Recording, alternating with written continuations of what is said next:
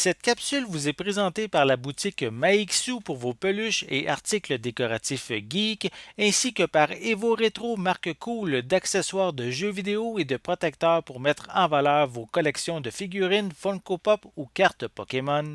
Et bonjour, ici Sébastien, j'espère que ça va bien. Aujourd'hui, je vous parle du jeu Arkanoid Eternal Battle que j'ai testé sur Nintendo Switch.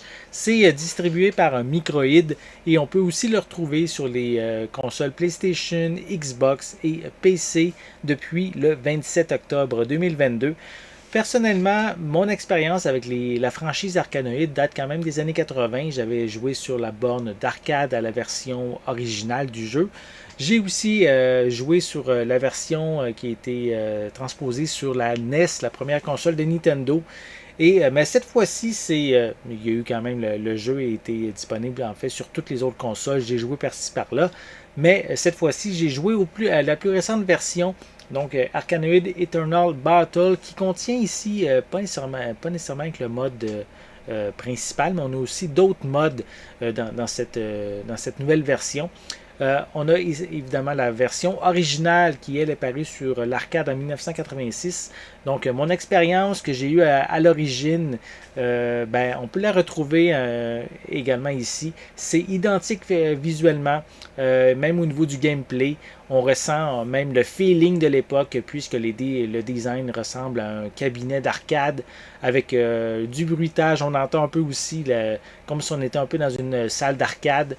On a aussi les différents power-ups qui tombent de l'écran qu'on tente de récupérer tout en suivant la balle ou évidemment les balles à l'occasion des yeux. Il ne faut vraiment pas en manquer. C'est même des fois, je dirais, plus difficile quand on a plusieurs balles à l'écran, puisque maintenant on ne sait plus où regarder, puis des fois on manque notre shot. Donc on a également le mode Neo, le nouveau mode qui lui propose une esthétique visuelle améliorée dans une toute nouvelle campagne. Donc c'est quand même ici le même jeu, mais visuellement un petit peu différent.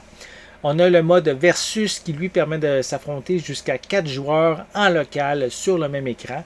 Par contre, je suggère pour ce mode d'y jouer sur un écran très grand, car sinon, on pourrait dire notre espace, notre terrain de jeu, et je le trouve trop petit si on est sur un écran qui est, je dirais, mettons, une 30-32 pouces.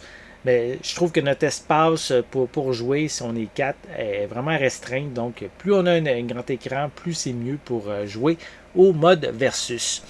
On a également le mode principal de ce nouvel opus qui est le Battle Royale où 25 joueurs peuvent s'affronter en même temps en ligne. On doit se soucier de notre écran en détruisant les blocs et en accumulant les points. De temps en temps, le jeu va éliminer le joueur en dernière position et ça va continuer comme ça jusqu'à temps qu'il n'en reste plus qu'un. Plus on approche de la victoire, mais plus c'est stressant. On risque de faire des erreurs. C'est un mode, je trouve, vraiment le fun, efficace. Et c'est un mode qui a déjà prouvé son efficacité dans d'autres jeux comme on pourrait dire Tetris 99. Le bémol que j'ai eu par contre, c'est que j'ai eu beaucoup de difficultés à trouver des joueurs en ligne. De temps en temps, j'avais un ou deux véritables joueurs qui se sont ajoutés. Sans plus, j'ai jamais réussi à avoir plus de joueurs que ça. Pour un jeu qui vient de sortir, je trouve ça un petit peu décevant.